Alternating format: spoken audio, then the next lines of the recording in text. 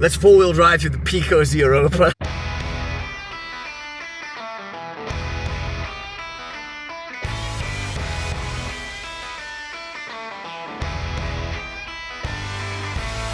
I'm attempting a four-wheel drive transit at the Picos de Europa mountain range. Striking out through the foothills of the mountains, I have one goal in my sights: a high-altitude four-wheel drive pass, and the only way to transit the Picos off-road. As I set out onto that high mountain moor, I had plenty of impending problems. A whole raft of mechanical issues that I would soon no longer be able to ignore. 70 kilometers of hard off-roading before I reached my high mountain pass, and a rapidly closing weather window, after which this high mountain world would turn from paradisaic to hostile in the blink of an eye.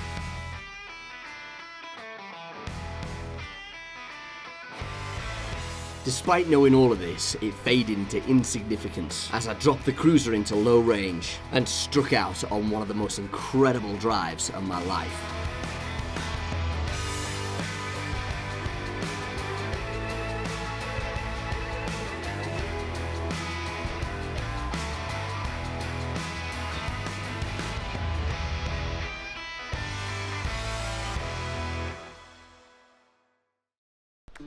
This is the Iberian Trail, a new multi-part overland film series that follows a world-first attempt to circumnavigate the Iberian Peninsula off-road, using only 4x4 tracks and trails.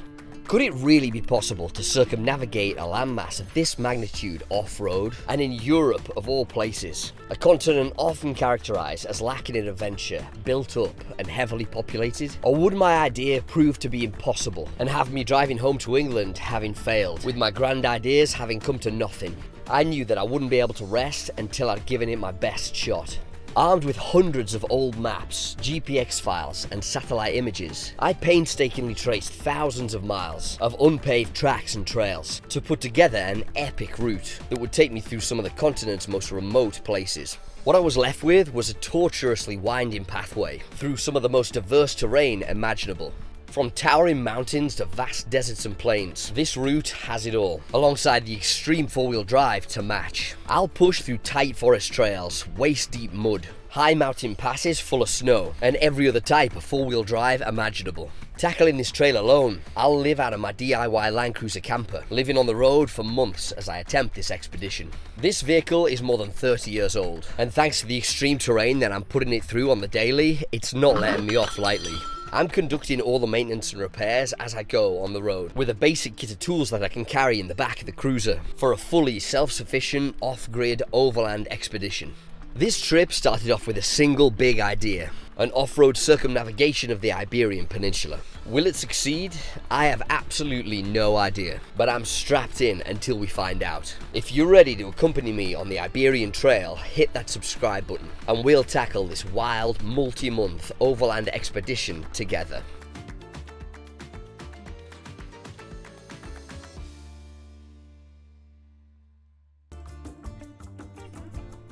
The Picos de Europa is a spectacular high mountain range located in the Cantabrian Cordillera, which extends some 500 kilometers across the north coast of Spain.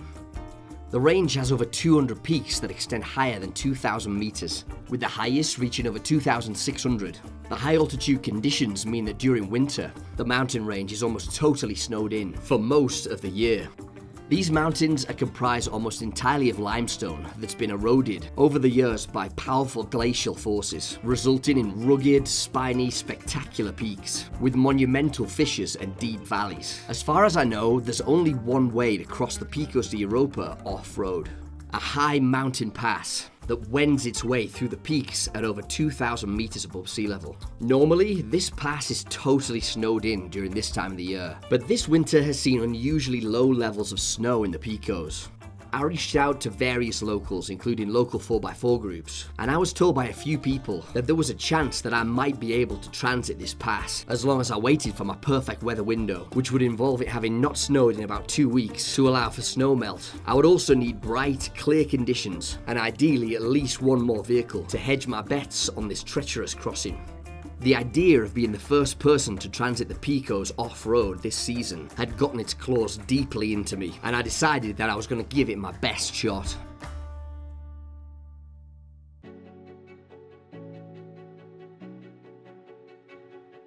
I'm approaching the Picos from the east on a four-wheel drive trail that's going to take me high into this mountain world. The sheer scale of the snow-clad peaks ahead of me, combined with the knowledge that I was about to transit them via four-wheel drive, was taking my breath away. Oh god. The Picos de Europa, dude. They're more beautiful than I could ever have imagined. Oh shit, this is incredible.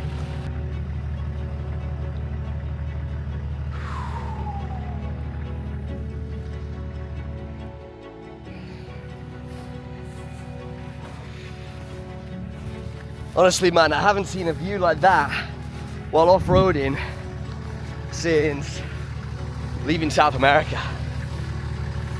My god, this is so cool. What a place, mate. The stoke levels here are just, I cannot even describe to you. Woo! Wow.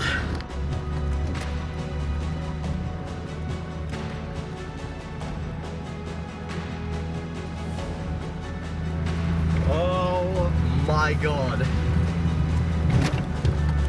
I'd been expecting the Picos to be spectacular, but I'd imagined that it would be a gradual thing, as opposed to an approach like this, being treated to a solid wall of 2,000 meter plus snowy peaks, and from the driver's seat of my Land Cruiser.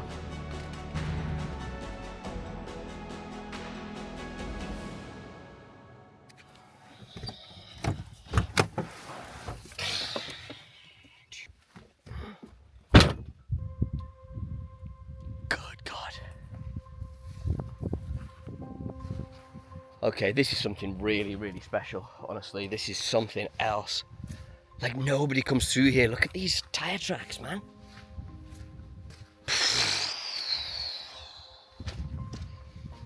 What the f***, dude?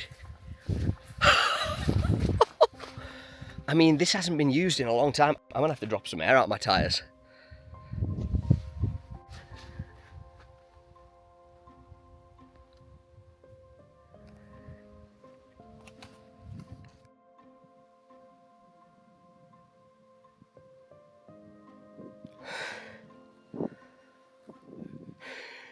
This is like the stuff that dreams are made of.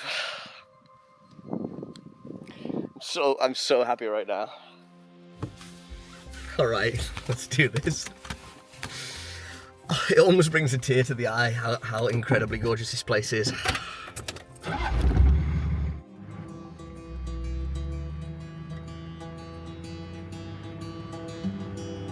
With the Land Cruiser in low-range four-wheel drive, I pushed out into the wild high moor, the very beginning of my 4x4 transit of this otherworldly mountain domain.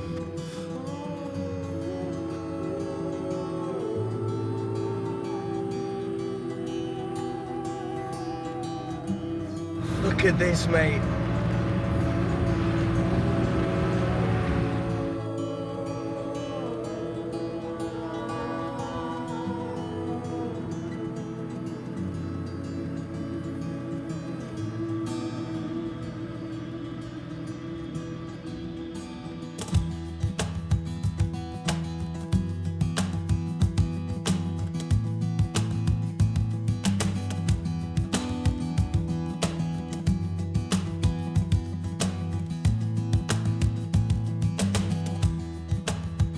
Slow down, there's nothing to get you, can always turn it around. Oh, I shouldn't have met you, I only let you down. All night, in your bedroom, my thoughts were thinking loud. Oh, I shouldn't have met you, I shouldn't have left you.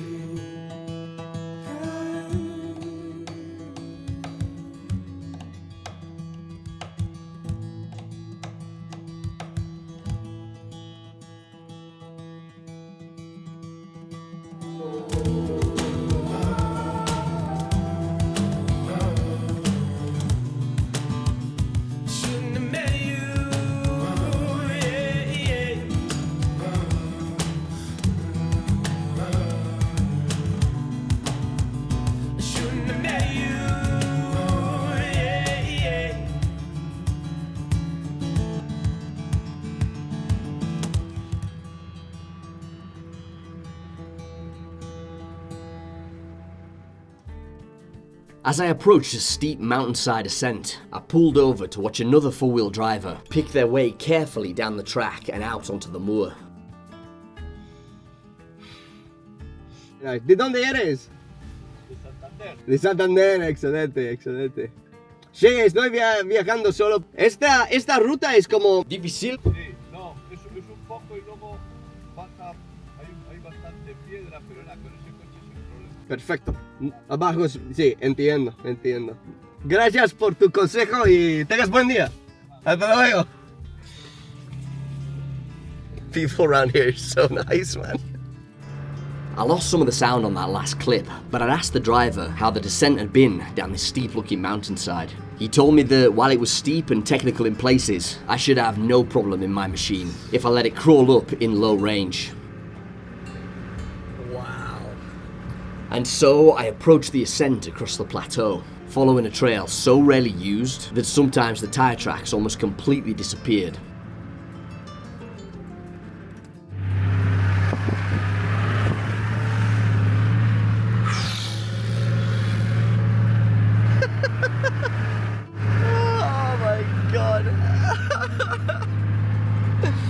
Okay, let's do this, brother.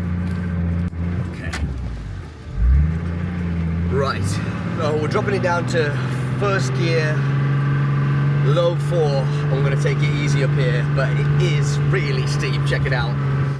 I pushed the Land Cruiser up the steep mountainside, with the track getting steeper and more washed out as I approached the summit. From this vantage point, I could now see that I was approaching the peak at the highest mountains in these foothills. And as the cruiser's engine roared at 3,000 RPM, spectacular vistas opened up around me on all sides.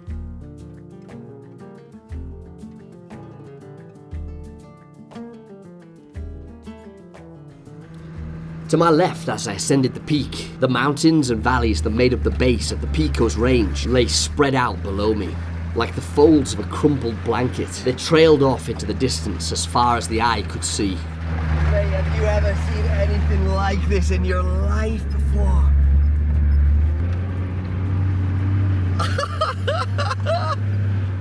As I pushed the vehicle up towards the summit, and the true extent of the view over the range became apparent, waves of euphoria at such a sight started to hit me.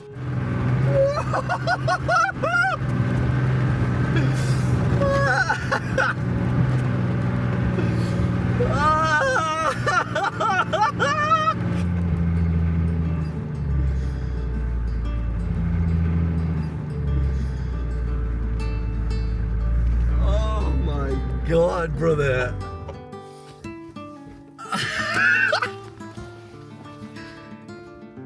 I just summited this peak in the freaking Land Cruiser. What the fuck? Oh my God, this is it. This is... I have no words to describe how this feels, man.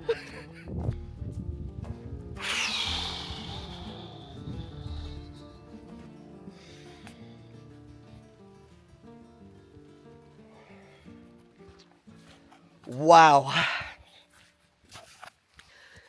Good God. You know, even if I don't get to do my route through the Picos, I'll be happy with this, man. This is incredible.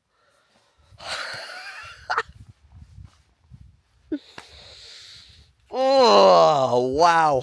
Man, sometimes, honestly, I mean, I'm like too awestruck for words of wisdom right now. But, I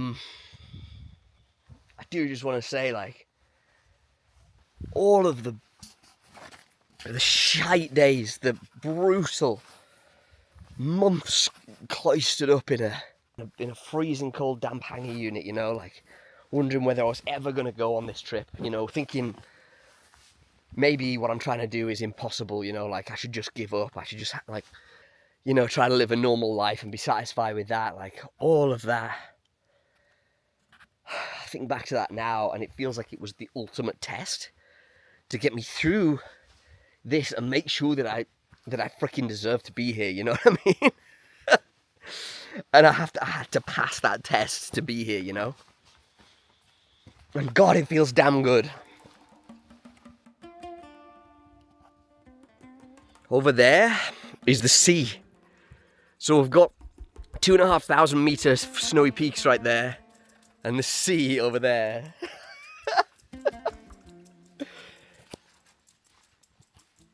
My God, mate, northern Spain is going to be one of those places that lives in my heart forever.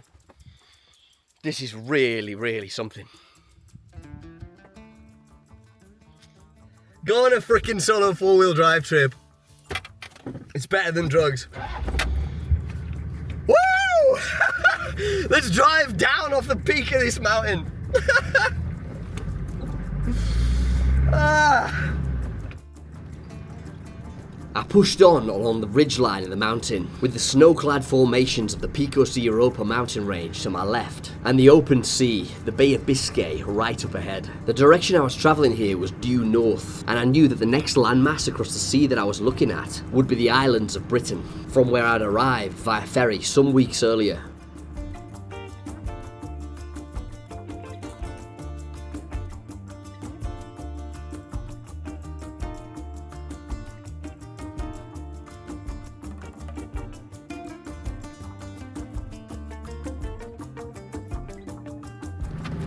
Man, there's something really like, I don't know, grounding and resetting about being confronted by like raw beauty in nature like this.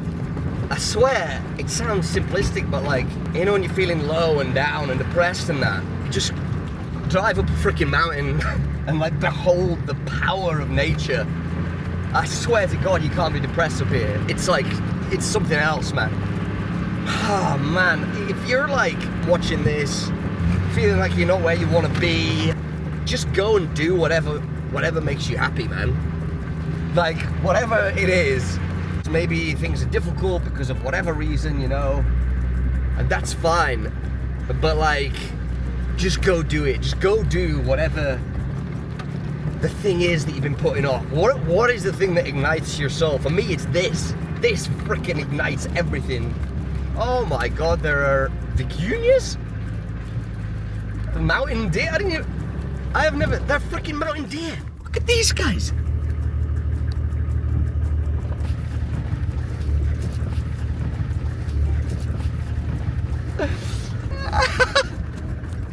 Oh my God, this is so amazing, bro. Yeah, just to wrap up my thoughts there, like, whatever it is for you, just go do it.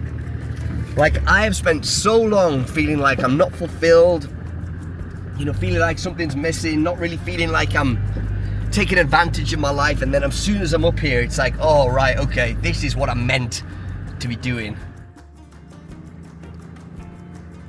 I felt like I could have continued along this mountain trail through the rest of the day, but with the mechanical problems that have been dogging the cruiser for the last few days, I knew that I was going to have to divert to a town in the valley to the west to take a look.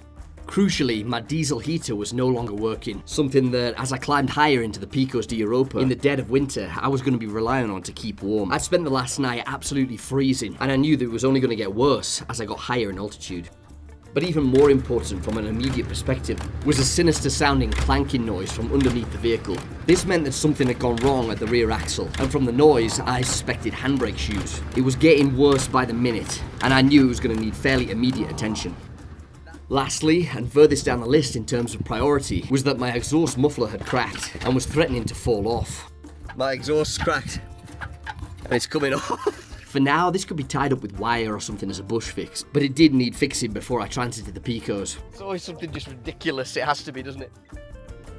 I'm heading ever westwards, and the weather window that I was currently experiencing with bright sunny conditions was due to come to an end tonight. Approaching noon, I knew I was going to have to make all these repairs and travel 70 more kilometers on trails. Only after that could I attempt the transit of my high mountain pass, which was the only way through the Picos de Europa off-road. This left the stakes pretty high. If I didn't make it to the pass in time to transit it in this weather window, I'd be stuck in the Picos for at least a week, waiting for the next front of good weather. And if I failed in my attempt to transit the Picos through this pass, not only would I have to backtrack on myself some 400 kilometers to drive around the mountain range, it would also mean I would not be able to complete a full circumnavigation of the Iberian Peninsula off-road, which was, after all, the whole point of my mission. So I just stopped before and I was reading online about my E10 error on my night heater, and a few people mentioned altitude. And I'm wondering if, because of the altitude that we were at last night, which was about 700 meters, 800 meters, it could be that the chamber's a bit dirty in there and it's, I don't know, the air's thinner or something like that. And it's not igniting, so I'm not quite sure what to do with that information, honestly. But it does give us a place to start, at least in our diagnostics with the heater. When I get down to, you know, drop some altitude, I think we're at 1,000 meters right now, I'm gonna try to light it up and hopefully we can get it going at a lower altitude and burn it on really hot. When I think about it, I've been burning it on not all that warm recently. I've been like putting it on 13, 14 degrees, which maybe isn't enough to burn through all the soot and diesel muck and stuff in the chamber. So just look at this. Wow.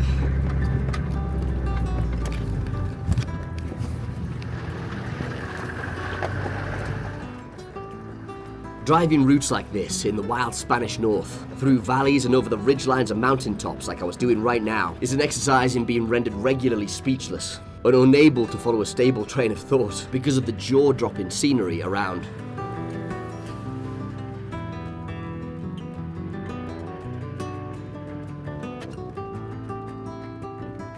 Keep breaking off with what I'm trying to say because, like, this place is just indescribably beautiful. But yeah, to complete that thought again, I'll try to get it started down in this town in the valley and see if I can burn it really, really hot, like 25 degrees or something like that, and burn it for like an hour. And maybe I'll burn out all the soot and crap that's in there and we'll be able to start it at higher altitudes again. That's my plan at the minute. It gives us a place to start with the diagnostics if nothing else, so let's see how we go. As I continued on down the mountainside, the landscape remained spectacular, but the mechanical condition of the car was deteriorating sharply. The clanking from the back of the vehicle was reaching fever pitch, much louder than it ever had been before. On my way down the mountainside, I took to pulling the handbrake lever up, engaging the handbrake while driving, in order to confirm my suspicions and get an idea of what I could expect when I pulled the wheel down in the valley. So it turns out that noise is my handbrake shoes. Listen. If I put the handbrake on while I'm driving,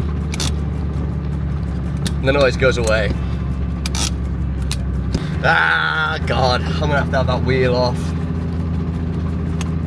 God, it sounds really bad as well.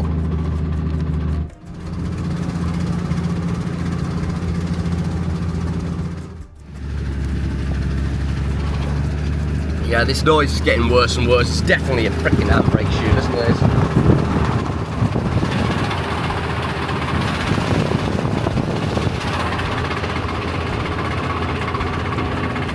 God, the handbrake on this car, like, basically since I've had it, has been a constant source of problems. Really thought I'd got it fixed this time, but nope. What a pain. I just don't want to do all that work. The thing is, like, I'm gonna have to take it all apart, like, see what's making the noise, and I'll just have to rip out the entire assembly again. Then I'll be reduced to no handbrake yet again.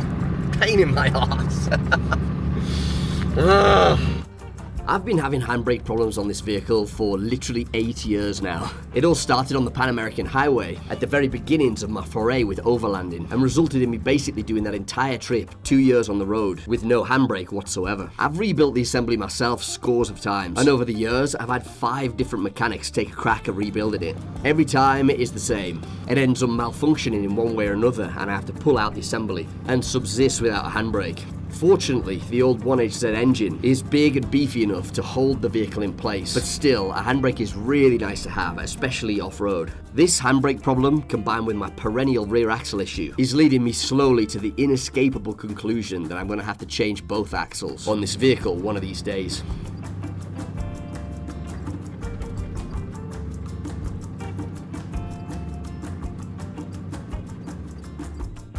Right, and just like that, there are trees again. I've just dropped down into the tree line now for the first time all day. So yeah, there's a tiny little town in the valley. See if I can see anything obvious on the night heater. Try and run the night heater. We're gonna jack up the rear end, try and fix this freaking handbrake. This town was going to be my first foray onto paved road in days, and as I dropped in altitude, the signs of rural human inhabitation began to appear again. 2 scramblers passed me on the track, who I imagine must have been right behind me on the track, though I hadn't seen them up there. The town was tiny, a little red roof settlement, typical of the Picos de Europa, nestled comfortably in a long valley between 2 huge peaks. This is gorgeous, bro. As I passed through the sleepy little settlement, full of ancient historic buildings and ruins, I imagined that the pace of life here had hardly changed with the passage of time. Wow, that is an ancient building. God, that's beautiful. To compound my mechanical issues, I can't get it out 4-wheel drive.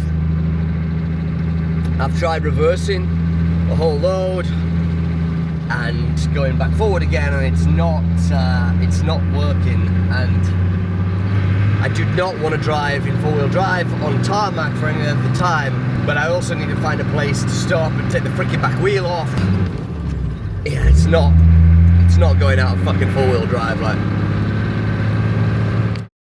Okay, so I've pulled into a little culvert bit here. I'm gonna try and get it out of 4-wheel drive because this is by far the more pressing thing of all the issues with this car right now. With these old 4-wheel drive systems, it's good to drop it into reverse and drive backwards 20 or 30 feet or so before you drop it out of 4-wheel drive. This helps reduce wind up in the driveline. Oh yes, there you go. Ha! Right. Let's pause for a minute. Well.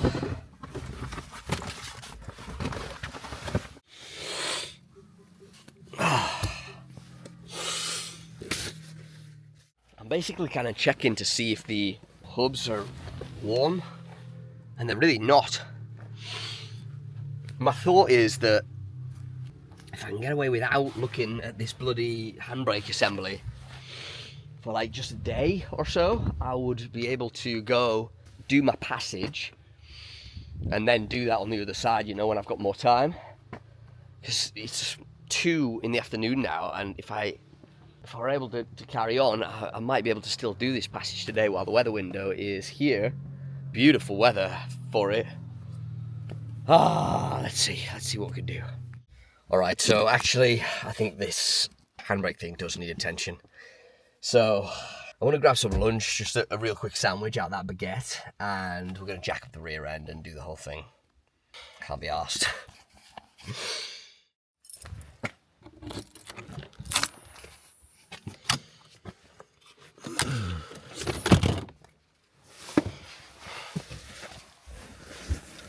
So let's see if we can start this night heater as well. So we'll jack the temperature right up. Put it on like 25. And then start the bugger and see what it does. Yeah, this is not good. This is really not good. Despite my theory that drop in altitude might help the diesel heater fire up, this turned out not to be the case. It's not good.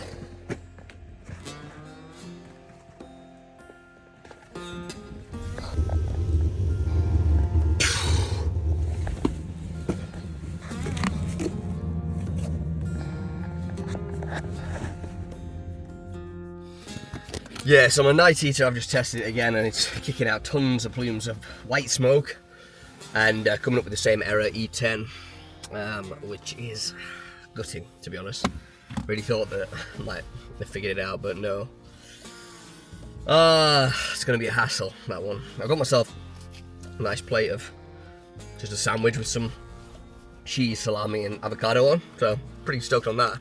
Right, so we're going to go into the vehicle now. I'm going to try to put the night heater back on and inspect with the head torch to see if there's anything going on with the lines. I don't think there is, but I want to be sure. And then we're going to take the back wheel off and look at this handbrake. I'm so not into the idea of that right now, but yeah, there you go. Let's freaking do it. Listen.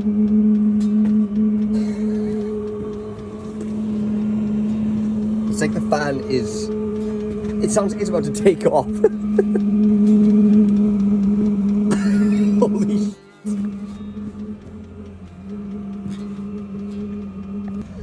Jesus Christ, Paul. This is really funny. It's polluting the f*** out of the Picos de Europa.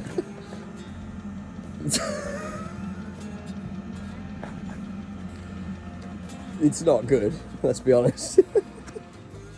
So, I've got the night heater actually fired up. I mean, it's putting out some plumes of smoke there, but that's nothing compared to what it did put out just before. So, it turns out there's a crack also in the exhaust pipe, which is here. Look at this is not a normal amount of smoke. However, the good news is that it is actually outputting hot air for the first time in 2 days, so that's good. And now that I've got it running, it's like fired up. What I'm thinking is I will run it for like half an hour on full, see if I can burn off any crap that's on like the glow plug or whatever inside, and see if that helps it out. If it doesn't, I'm gonna have to pull the whole assembly, I think, like rip off the, like pull the night heater out, replace that exhaust, which you probably want to do it anyway. It's a massive job, because to get at it, really, you need to drop the water tank, which probably needs dropped anyway, let's be honest, because of the leaks. But yeah, it's like a decamp in a campsite for like a week or two, realistically, to get that job done. So yeah, I guess we'll see how we go. I could do without it right now. I'm trying to make some freaking progress. I'm still less than 200 kilometers away from Bilbao as the crow flies, and I'm 2.5 weeks in. Oh my god, I'm going to be at this for years if I'm not careful. That's the thing, is that, like, you know, since Brexit, we only have 3 months in the Eurozone. And so, yeah, I don't know, I guess we'll see. Just don't know how I'm going to get this done inside of 3 months, given my progress so far. But anyway, that's a whole other gambit. Right now, I need to let this night heater run and take my freaking wheel apart and try to fix this handbrake. Or, realistically, remove the handbrake. Just as the despair was starting to set in with this, the plumes of smoke abruptly stopped. I fixed the freaking night heater! Yes! This is good. This is really, really good. This is good news. This is what I needed right now. Okay, so night heater's fixed. It's not running dirty anymore. It's running at full pelt, which means that, by the way, it's almost 40 degrees Celsius in this car right now. It's fucking warm. Oh my god, I'm superheating my water. It's probably not good. I've got it actually cranking now. It kicked out tons of smoke, as you just saw, and it actually is running really good now. Check it out.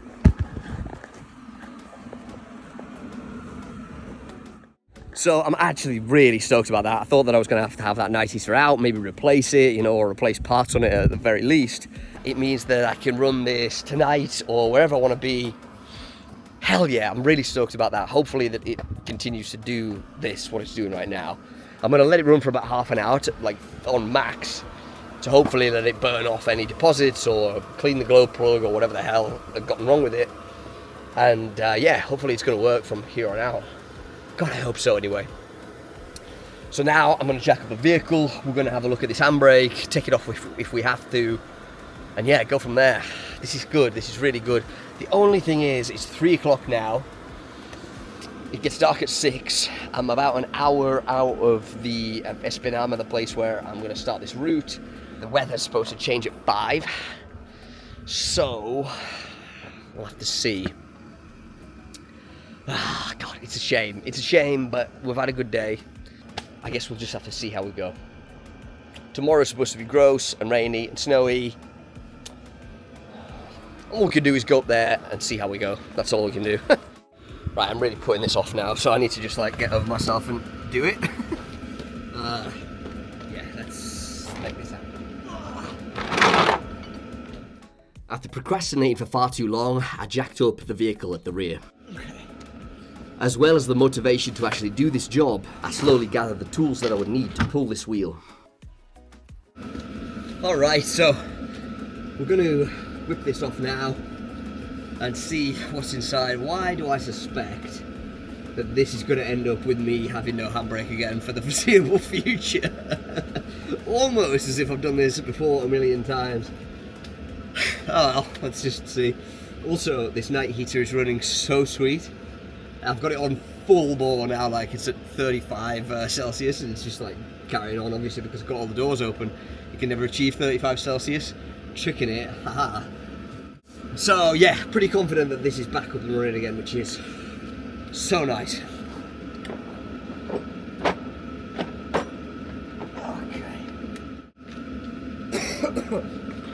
I am now at this point just basically accepting that I'm not going to make it through this pass during my weather window. I'm coming to terms with it. It's just the way that it has to be. Obviously I have to deal with this. The night heater realistically had to have been dealt with, and that's okay, you know. We can stay in Sotres or Espinama or any one of those places in the Picos for a week if we have to, you know. It's fine. Just try and make up the time elsewhere, but I want to enjoy how fantastic this place is around here, especially after that pass this morning. So yeah, I'm kind of fine with spending a bit more time here if it means I get to fully experience the Picos de Europa, you know what I mean? Okay, now. I cracked all the wheel nuts with the tyre iron and got to work pulling the back wheel.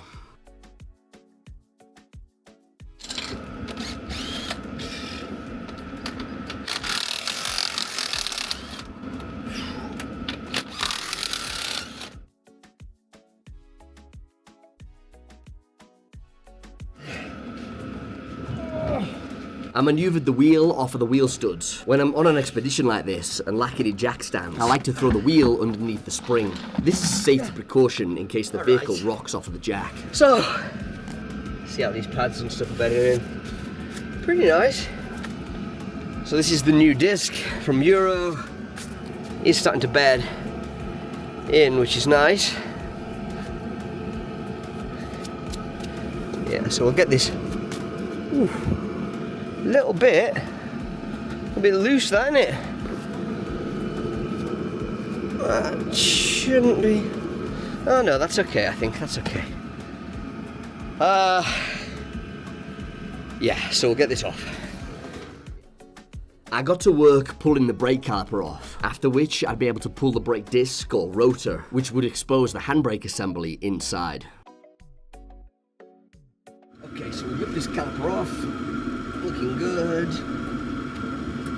Yeah, it's all looking fine. Let's see what we get when we get this off.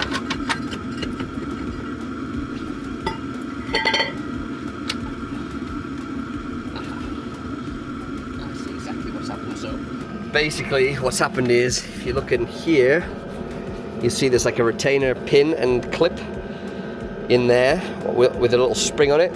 There should be one on this side, but it's not there. Hence, the shoe is pushing forward and catching on the rotating disc.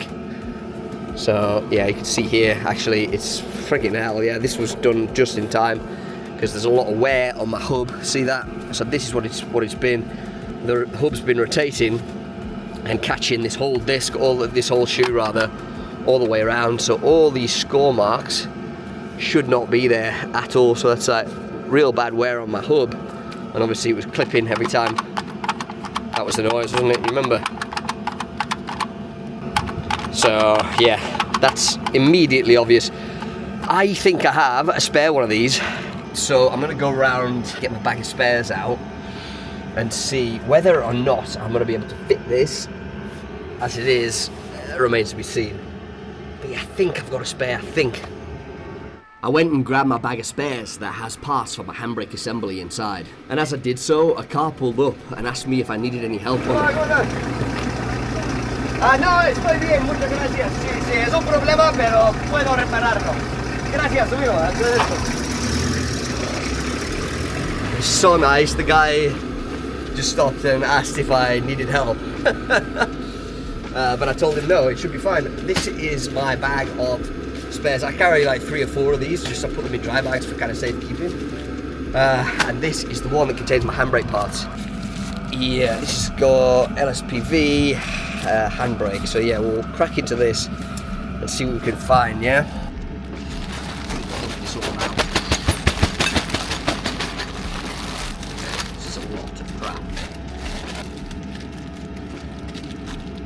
this is handbrake stuff. So let's see. It's either this bendy one or the straight one, and that is unfortunately not a good example of it. That is very well used, as you can see. So I'd found the exact part that I was missing, but it was a well-worn example, something that had been in this assembly in the past. However, I think we can make this work. So it is this one. That one's been in the assembly, and you can see there's like a bow on it. It should be a lot more straight on here. But yeah, we'll see if we can make this work. So this works with one of these and one of these little plates. Okay, so what we're going to do here is use this grip, hold this without damaging it, and then I hope that I might be able to bend it back to like true. Then I think we can probably get this working again without having to rip it all off. I really don't want to have to rip my handbrake apart again and have no handbrake. I've been kind of using it since I had it back. So yeah, let's put this back. Yeah,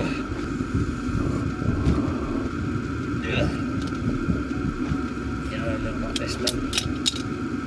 What do you think about that? I think that is not quite right. I think that wants to be held there.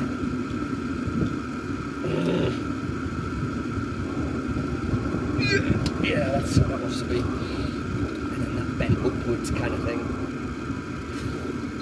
This is going to be the fun part, which is getting this on without taking the entire assembly off. So let's see if we can.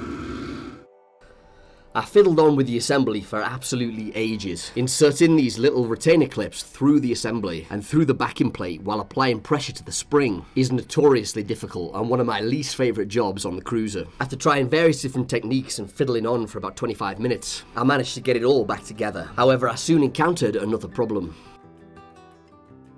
So the situation is that, as you can see in here really, see on this guy here, he has a long bit that goes and locates into the plate back there. I think you can't really see. Oh yeah, there you can. And that prevents the whole assembly from going that way, and there's the same on the other side, and I don't have that. So there's the hole, but I don't have the bit to go into it, so I feel like this, I've got this all back together again, but I feel like it's going to go that way and then it'll just pop right back off again. So I don't know whether it's stupid to even think about this, but like, what if I used a cable tie through that hole? I'm trying the cable tie. You're gonna think it's ridiculous. My idea here was that if I used the cable tie as a temporary stopgap, I might be able to pull the handbrake shoes back against the backing plate so that I wouldn't have to rip the whole assembly apart while I ordered the parts. So I've kind of like put the cable tie on around the shoe inside, so the idea is that it will stop the spring from slipping that way and thus stop this from going forward. I mean, I don't know. I'm oddly confident that that might work for a bit. Obviously it's far from a permanent solution, but if it can even hold on until I cross through the Picos, you know, I'm gonna have to order parts for this obviously, but yeah, if you can hold on until then brilliant, you know what I mean? There you go, cable tie brake shoes. I think this might work for a while. So this is no longer fouling the hub surface. The spring and clippy bit is holding that back to stop that from happening, and my cable tie is holding that spring and clippy bit on to stop it migrating that way. So yeah, I mean, I am quietly confident this might hold for a while. I guess we'll find out. But yeah, right on cue, unfortunately the weather front's coming in over the sea, which is an absolute gutter. So from over here you can see the black clouds, and so that's us for the next 5 days in the Picos, apparently. Bit of a gutter, but at least we've had a good day in many ways. Fixed the night heater, fixed my handbrake assembly, for now anyway. So yeah, I mean, it's not how I foresaw this day going in terms of like a spectacular crossing, and yet it definitely could have been bloody worse, that's for sure. So let's get packed up here, get the wheel back on, and get all these freaking tools and parts and that away. And we'll make our way to the start of that trail. And I don't know, maybe there's a chance that we might have a window tomorrow where a crossing would be possible. All we can do is find out by trying. So let's do it. I started the process of putting everything back together and packing away all of my tools and spare parts. First to go back on was the brake disc, followed by the caliper. I tightened the caliper bolts up with my breaker bar, and after that I packed up my bag of parts and threw the wheel back on. Putting the wheel nuts on first by hand, then rattling them up with the impact wrench, and lastly tightening them up with the tyre iron.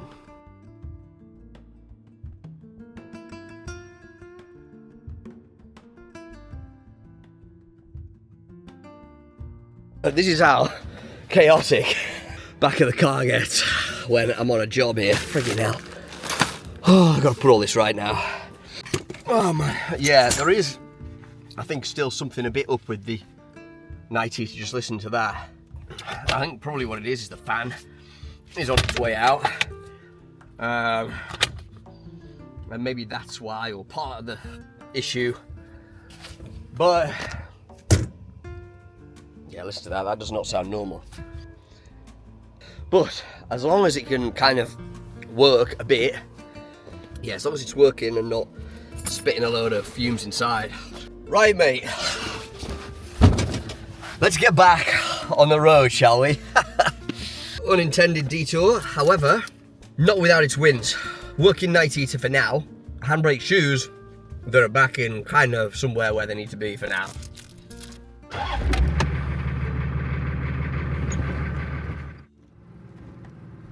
I pressed on along the trail into the late afternoon, climbing up a switchback track up the side of another mountain. I was forging deeper and deeper into the Picos range, and the landscape was just getting more dramatic the further in I got.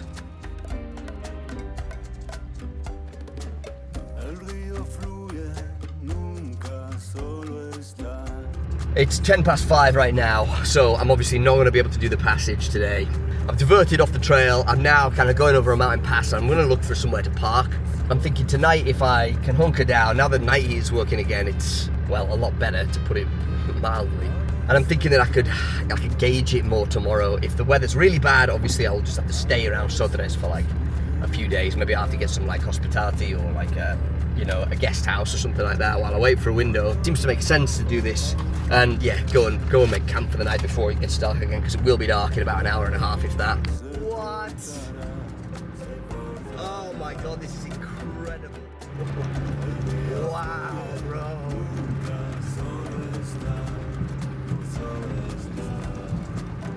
Alright, I gotta take a minute to go and check this out. This is just absolutely gorgeous. God.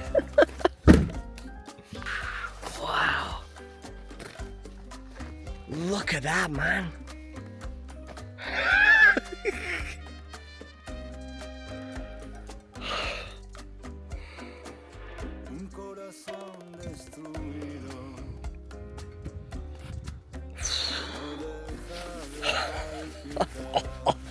My god. Oh, almost fucking fell off there. Wow. This is unbelievable, man. It's so beautiful, mate. All right, let's carry on into the sunset, man. This is unbelievable. This trip is delivering on every level. Just look at this, mate. I forged deeper into the track network in search of a secluded place that I'd be able to camp for the night. As I climbed higher in altitude, the track turned from a neat gravel path to a true muddy four-wheel drive route, crossing spectacular high-altitude moorland. The cruiser ate up the kilometers, trending westward and heading higher up into this mountain world.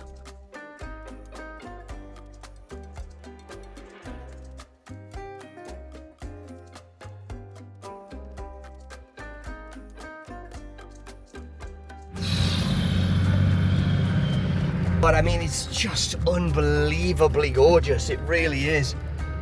Wow, okay, bit of four-wheel drive for the lads. There you go. Yeah, a bit of slippy slidey mud, real nice clay.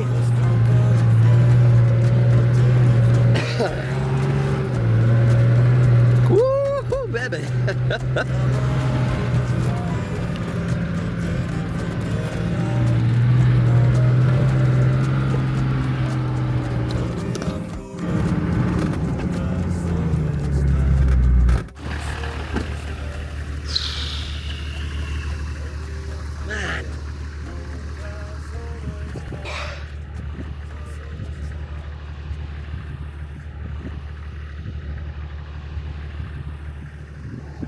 This right here is the Picos de Europa, and we are transiting it by a four-wheel drive track.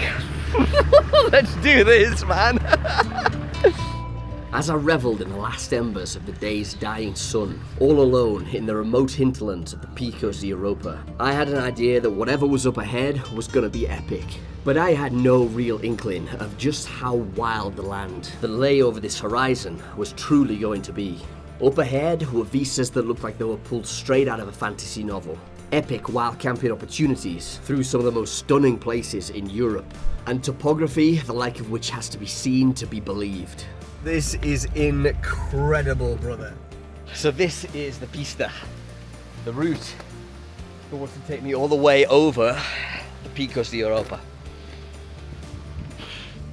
We'll encounter sheer walls of rock over a kilometre high, epic mountain trails that stretch from horizon to horizon, and the mechanical issues that have plagued this expedition so far, well, they just keep on delivering. This 30-year-old cruiser is not going to transit the Picos by 4x4 without a fight.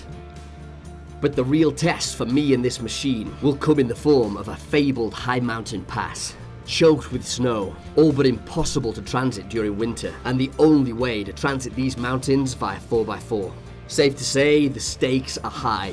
If I succeed in this endeavour, I'll be the first person to have transited the Picos this season. So the only question is, will I make it? So this is where nobody's passed through here this season.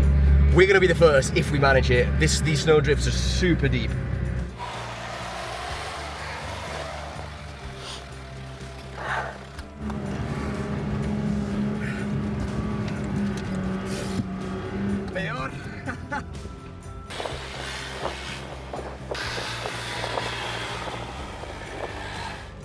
This is true 4x4 adventure.